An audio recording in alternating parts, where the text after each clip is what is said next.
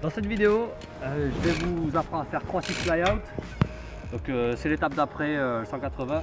Donc regardez bien la vidéo du 180.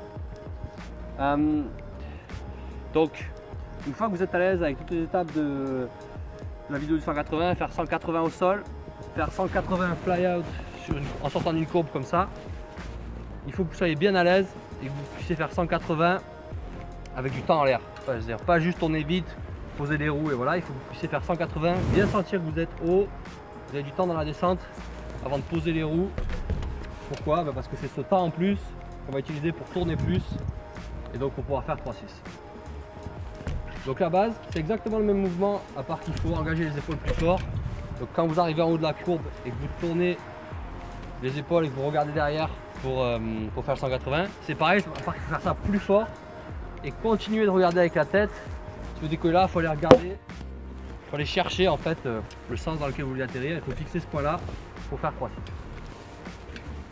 Donc l'étape suivante, ça va être de faire 2 sets d'abord et puis après 3-6. Quelles erreurs il ne faut pas commettre, c'est qu'il ne faut pas déclencher trop tôt, parce que si vous déclenchez plus fort mais plus tôt dans la courbe, vous allez avoir tendance à avoir la roue arrière qui accroche en haut de la courbe. Donc si vous déclenchez trop tôt, ouais, votre roue arrière va avoir tendance à accrocher en haut. Donc il faut bien attendre d'être en haut et déclencher avant de déclencher plus fort. Et l'erreur que je vois aussi beaucoup, c'est qu'il faut essayer de rester bien à plat. Souvent il y en a qui partent direct en avant ou en arrière.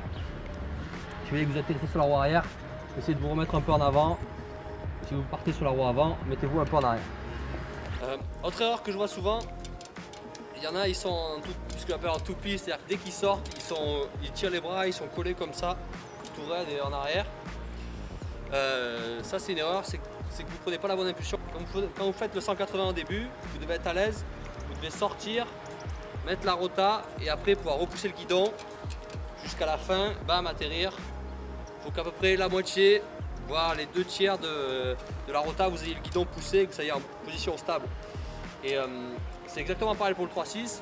Une fois que vous avez mis votre impulsion au début et que vous sortez, dès que vous avez commencé à tourner, il faut pouvoir repousser le guidon et attendre. Tac.